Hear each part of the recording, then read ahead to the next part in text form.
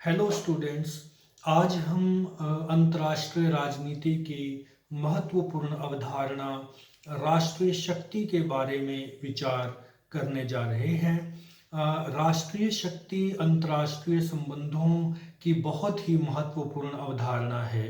जैसा कि प्रसिद्ध राजनीतिक वैज्ञानिक हंस जे मॉर्गेंथो ने कहा है कि अंतर्राष्ट्रीय राजनीति शक्ति पर आधारित होती है और अंतर्राष्ट्रीय संबंधों का अध्ययन करना इसका अर्थ यह है कि राष्ट्रीय शक्ति का अध्ययन करना है। अंतर्राष्ट्रीय संबंधों में जब से भी देशों ने एक दूसरे देश के साथ संबंध स्थापित करने शुरू किए हैं, तभी से शक्ति रूपी जो कारक है, शक्ति रूपी जो तत्व है, शक्ति रूपी जो अवधारणा है, उसका बोलबाला रहा है। प्रत्येक राज्य अपनी शक्ति को अधिक से अधिक बढ़ाना चाहता है और दूसरे राज्य पर अपना प्रभाव अधिक से अधिक लाना चाहता है। शक्ति कई प्रकार की हो सकती है: आर्थिक शक्ति, सामाजिक राजनीतिक शक्ति और सैनिक शक्ति, या साइंस एंड टेक्नोलॉजी की शक्ति, कृषि की शक्ति, जनसंख्या की शक्ति। बहुत प्रकार की शक्तियां हैं जो किसी भी देश के द्वारा जो है जिनका प्रयोग किया जाता है। इन सभी प्रकारों का अध्ययन करने से पहले राष्ट्रीय शक्ति और शक्ति की परिभाषा का अध्ययन करना जरूरी है।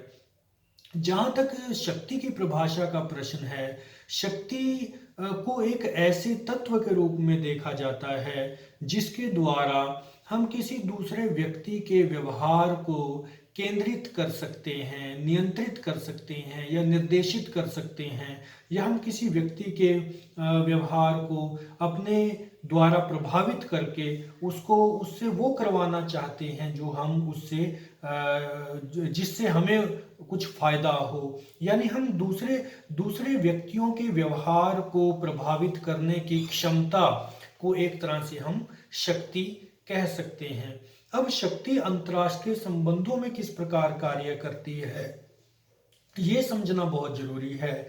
शक्ति, जैसा मैंने आपको बताया कि एक ऐसी क्षमता है कि हम दूसरे व्यक्तियों के क्रियाकलापों को नियंत्रित निर्देशित कर सकें, ये ऐसी क्षमता है। इसी प्रकार अंतर्राष्ट्रीय राजनीति में भी जो देश हैं वो शक्ति को इस रूप में देखते हैं कि वो दूसरे देशों को प्रभावित कर सकें, उनसे उनको अपने अनुसार चला सकें, उनको प्रभावित कर सकें, उनको नियंत्रित कर सकें, उनको निर्देशित कर सकें, या फिर उन पर अपना प्रभुत्व जो है वो जमा सकें। और ये देश इसलिए ऐसा करते हैं ताकि यदि वो शक्तिशाली रहेंगे तो उनका प्रभुत्व जो है वो पूरे विश्व पर बना रहेगा और उनके जो राष्ट्रहित हैं वो अधिक से अधिक जो है उनकी वो पूर्ति कर सकेंगे। फॉर एग्जाम्पल, यदि भारत जो है वो अधिक शक्तिशाली होगा पाकिस्तान से, तो पाकिस्तान के ऊपर कहीं ना कहीं इस बात का दबाव रहेगा और पाकिस्तान जो है वो भारत से जो है मित्रता पूर्वक संबंध चाहेगा, क्योंकि उसको अंदाजा होगा कि भारत बहुत ही ज़्यादा शक्तिशाली देश है जिसके आगे हम कुछ भी नहीं है। इस प्रकार यदि हम पाकिस्तान को ये महसूस करवाने में कामयाब हो जाते हैं कि जो भारत है वो बहुत ही शक्तिशाली देश है और उसके आगे हम कहीं भी नहीं हैं, तो हमने अपना काम पूरा कर दिया। यानी हमने शक्ति का जो प्रयोग करना था हमने वो प्रयोग कर दिया। अब शक्ति कई प्रकार की हो सकती है, कई तरह से हम शक्ति को पढ़ सकते हैं। सबसे पहले हम जो डिस्कस करेंगे वो शक्ति जो है, राष्ट्रीय शक्ति जो है उसकी विशेषताएं हम पढ़ेंगे कि शक्ति के बारे में क्या जो है विशेष बातें हैं, किन से हमें पता चलता है कि शक्ति किस प्रकार का शक्ति का स्वरूप होता है। वो कुछ एक बातें हम जो है साझा करेंगे। तो सबसे पहले राष्ट्रीय शक्ति का जो स्वरूप है वो अस्थाई है। राष्ट्रीय शक्ति किसी भी देश की किसी भी समय काल में घट या बढ़ सकती है। राष्ट्रीय शक्ति कभी भी प्रत्येक देश की जो राष्ट्रीय शक्ति है वो हमेशा एक जैसी नहीं रहती, क्योंकि राष्ट्रीय शक्ति जो है स्थायी नहीं है। आज किसी देश के पास अच्छी सेना है, आज किसी देश की अर्थव्यवस्था अच्छी है, या आज किसी देश की सैनिक व्यवस्था या कृषि व्यवस्था अच्छी है, या उसकी अर्थव्यवस्था के सभी क्षेत्रों में वो संपूर्ण है और बहुत ही अच्छी आर्थिक स्थिति में है, तो वो कल चेंज हो सकती है। यानी आर्थिक स्थिति हो, सामाजिक हो, राजनीतिक हो या फिर औद्योगिक हो, ये जो स्थितियां हैं देशों की, ये बदलती रहती हैं और इनके साथ साथ शक्ति का स्वरूप भी बदलता रहता है। नेक्स्ट है मूल्यांकन की उचित विधि नहीं है। जैसा कि मैंने पहले भी जिक्र किया कि शक्ति कई प्रकार की हो सकती है। किसी देश के पास जनसंख्या ज़्यादा है तो जनसंख्या की उसके पास शक्ति है। उसकी अर्थव्यवस्था बहुत ही मजबूत है तो वो आर्थिक शक्ति है। उसकी सैनिक व्यवस्था बहुत मजबूत है तो उसकी सैनिक शक्ति बहुत अच्छी होगी। उसकी कृषि व्यवस्था बहुत मजबूत है, उसका इंफ्रास्ट्रक्चर जो है वो बहुत मजबूत है। तो कई तरीके से वो देश शक्तिशाली हो सकता है। लेकिन महत्वपूर्ण बिंदु यहाँ समझने वाला ये है कि कोई ऐसा यंत्र नहीं है, कोई ऐसा मापक नहीं है जिससे हम ये पता लगा सकें कि किस देश की शक्ति कितनी है। यानी ये डिपेंड करता है कि किस देश के पास किस प्रकार के संसाधन हैं, किस प्रकार के उसके शक्ति के कारक हैं, या किस प्रकार के उसके शक्ति के तथ्य हैं, किस प्रकार के उसके पास जो है संसाधन हैं, उस देश के पास जो है किस प्रकार की अर्थव्यवस्था, राजनीतिक व्यवस्था या आर्थिक व्यवस्था, ये डिपेंड करता है। तो इसलिए हम कह सकते हैं कि कोई एक मापक नहीं है जिससे हम शक्ति को माप सकते हैं। नेक्स्ट पॉइंट है सभी तत्वों की जो है महत्वता, इंपॉर्टेंस ऑफ ऑल एलिमेंट्स। जैसे कि मैं बार बार जिक्र कर रहा हूँ कि शक्ति के बहुत सारे एलिमेंट्स होते हैं। उसके आर्थिक तत्व हैं, राजनीतिक तत्व हैं, औद्योगिक तत्व हैं, उसके सांस्कृतिक तत्व हो सकते हैं, साइंस एंड टेक्नोलॉजी हो सकती है, उसका विज्ञान हो सकता है, उसकी तकनीकी हो सकती है, उसकी वास्तुकला हो सकती है, वहाँ की पढ़ाई लिखाई जो है वो अच्छी हो सकती है। तो ये सारे कारक हैं जो किसी राज्य की, किसी राष्ट्र की शक्ति को बनाने में महत्वपूर्ण भूमिका अदा करते हैं। यदि हम ये कहें कि कोई एक तत्व ही बहुत ज़्यादा महत्वपूर्ण है शक्ति को बनाने के लिए, तो ऐसा नहीं है। जिस देश के पास जिसकी भौगोलिक स्थिति भी अच्छी है, जिस देश के पास संसाधन अच्छे हैं, जिसके पास प्राकृतिक संसाधन है, जिसके पास जो है कृत्रिम संसाधन है, जिसके पास अच्छा इंफ्रास्ट्रक्चर है, जिसकी अर्थव्यवस्था मजबूत है, जिसकी कृषि व्यवस्था अच्छी है, तो ये लगभग सारे के सारे तत्व जो हैं ये किसी राज्य की शक्ति को बढ़ाने में महत्वपूर्ण भूमिका निभाते हैं। नेक्स्ट पॉइंट है तुलनात्मक प्रवृत्ति। राष्ट्रीय शक्ति जो है, राष्ट्रीय शक्ति का स्वरूप और स्तर को आंकने के लिए तुलनात्मक पद्धति का ही प्रयोग किया जाता है। फॉर एग्जाम्पल, यदि पाकिस्तान और भारत की शक्ति को हमने नापना है, मापना है, तो हम एक एक पॉइंट पर जाके, एक एक क्षेत्र में जाके कि उनकी वो आर्थिक तौर पर वो कहाँ स्टैंड करते हैं, उनकी कृषि कहाँ स्टैंड करती है, उनकी सैनिक शक्ति कहाँ स्टैंड करती है, उनके प्राकृतिक संसाधन कहाँ स्टैंड करते हैं, उनकी भौगोलिक स्थिति कैसी है। तो ये हम विभिन्न क्षेत्रों में तुलनात्मक अध्ययन करके एक दूसरे राज्य की शक्ति का जो है वो आकलन कर सकते हैं। विश्व जनमत को प्रभावित करने की क्षमता। नेक्स्ट पॉइंट है कि जो राष्ट्रीय शक्ति है किसी भी राज्य की, वो विश्व के सभी देशों पर उसका प्रभाव रहता है। जैसा कि हम परिभाषा में भी पढ़ रहे थे कि राष्ट्रीय शक्ति जो है वो दूसरे राज्यों के या दूसरे व्यक्तियों के व्यवहार को प्रभावित करने की क्षमता है। तो जाहिर सी बात है कि यदि कोई देश अधिक शक्तिशाली होगा तो उसका विश्व जनमत पर या विश्व के अन्य राज्यों पर या विश्व के सभी राज्यों पर उसका जो है प्रभाव पड़ना लाजमी है।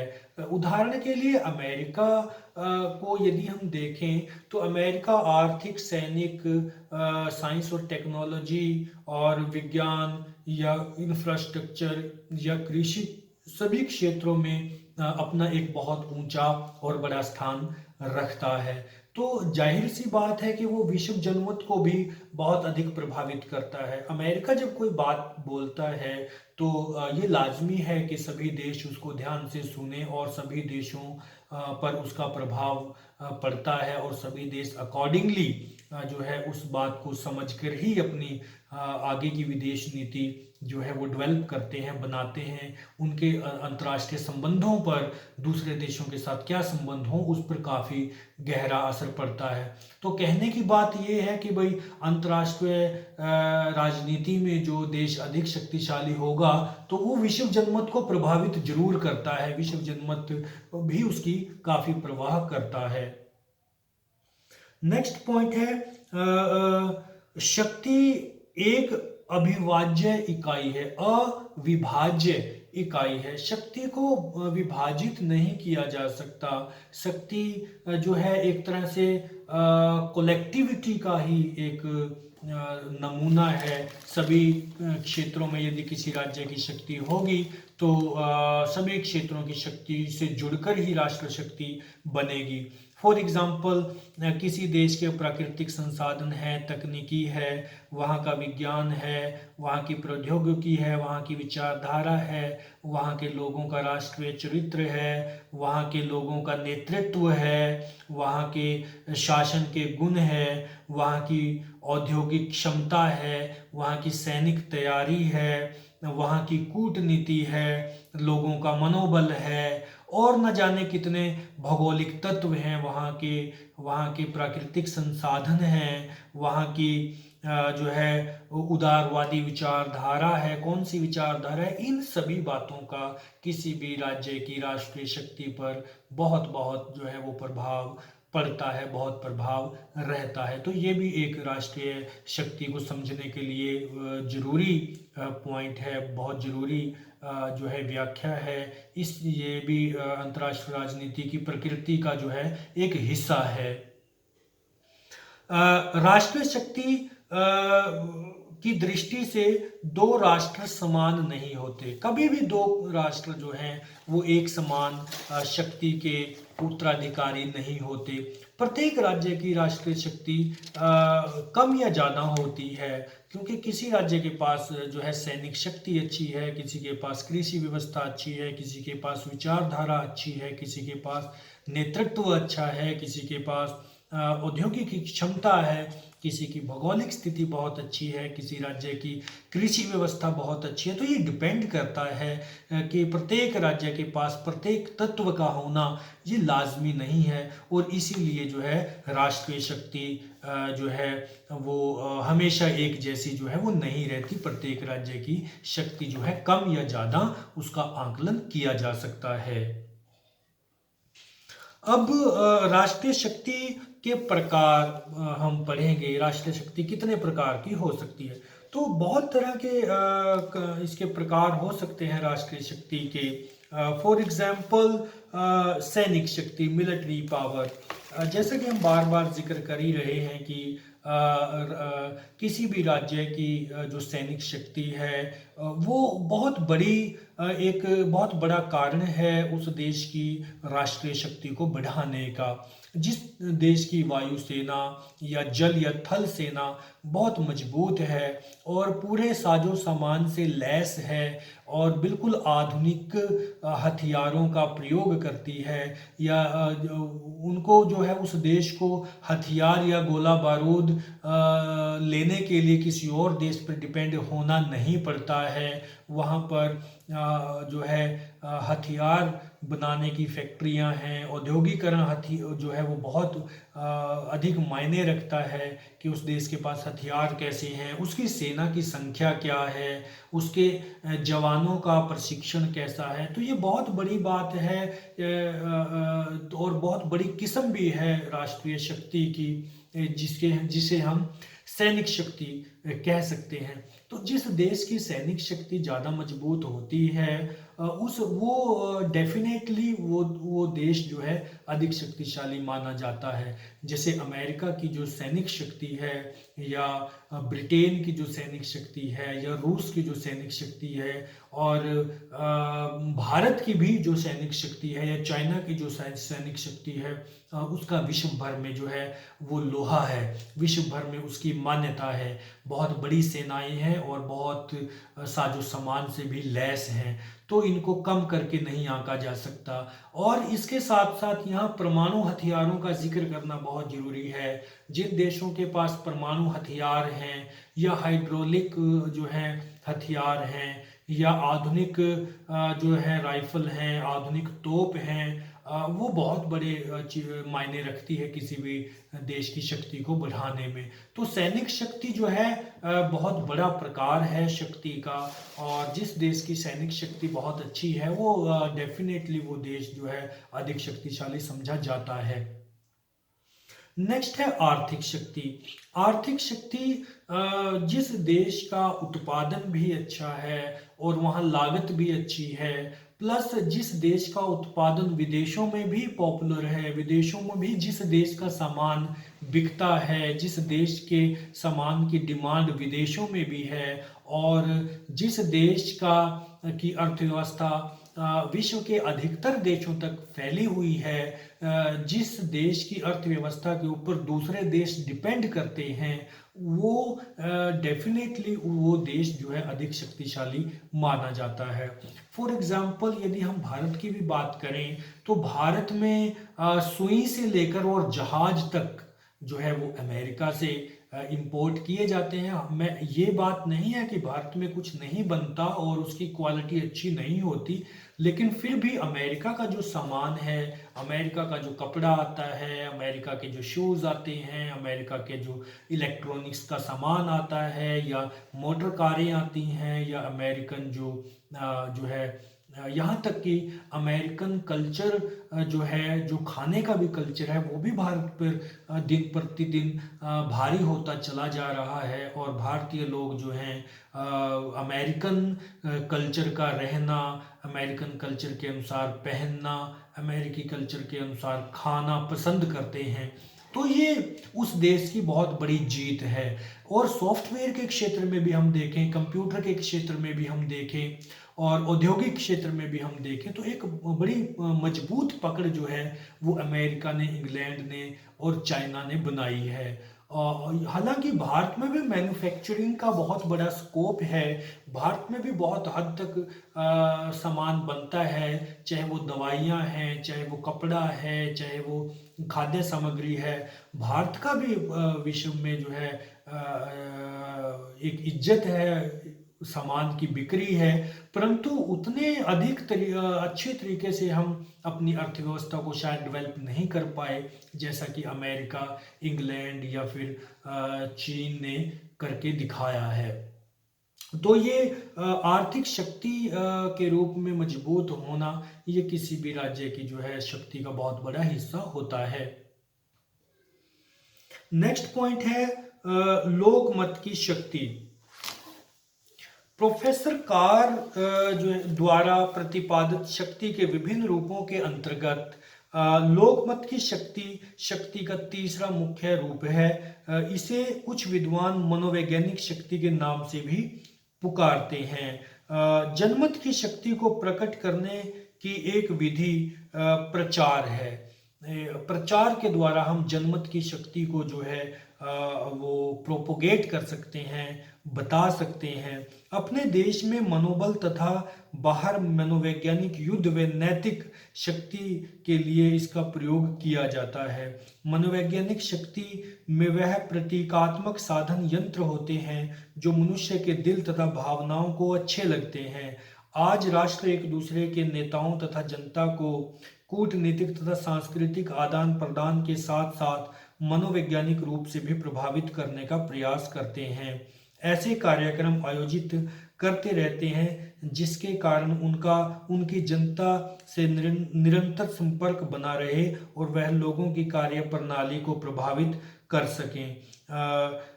अपनी सैनिक शक्ति का प्रदर्शन, राष्ट्रों को अन्य देशों के साथ विरोध की स्थिति में नैतिक और मौखिक समर्थन देना,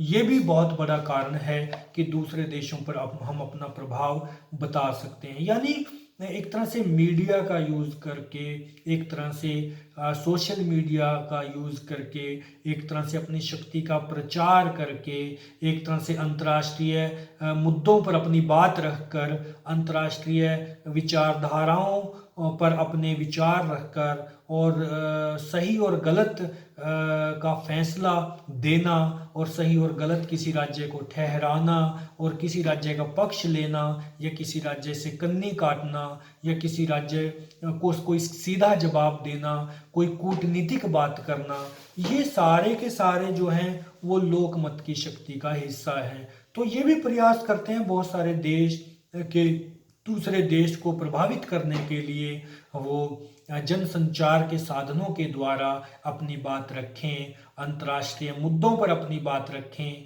अपनी राय रखें, सही देश को सही कहें, गलत देश को गलत बताएं और एक स्टैंड लें अंतर्राष्ट्रीय राजनीति में। इस प्रकार वो लोकमत की शक्ति का जो है प्रयोग करते हैं और करते आए हैं।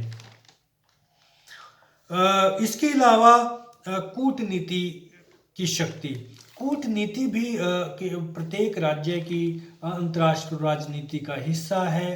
प्रत्येक राज्य वही कार्य करना चाहता है जो उसके राष्ट्रीय हित में है, जो उसको जिससे उसका कोई फायदा जुड़ा हुआ हो। तो प्रत्येक राज्य कोई ऐसा काम कभी नहीं करना चाहेगा, कोई ऐसा विचार कभी नहीं देगा जिसका उसको नुकसान हो जाता हो, जिससे उसको उसकी जो है इमेज को क्षति पहुंचती हो, जिससे उसकी स्थिति को जो है वो ऐसा बयान जो उसकी स्थिति को नीचे गिराता है, ऐसा बयान कोई भी राज्य नहीं देता। और कूटनीति का प्रयोग करते हुए राज्य विचार विमर्श के द्वारा अपनी बात रखकर, अपने विचार रखकर जो है इस यंत्र का प्रयोग करते हैं और कूटनीतिक संबंध बनाकर अपना दबदबा अंतर्राष्ट्रीय राजनीति में बनाने का प्रयास करते हैं।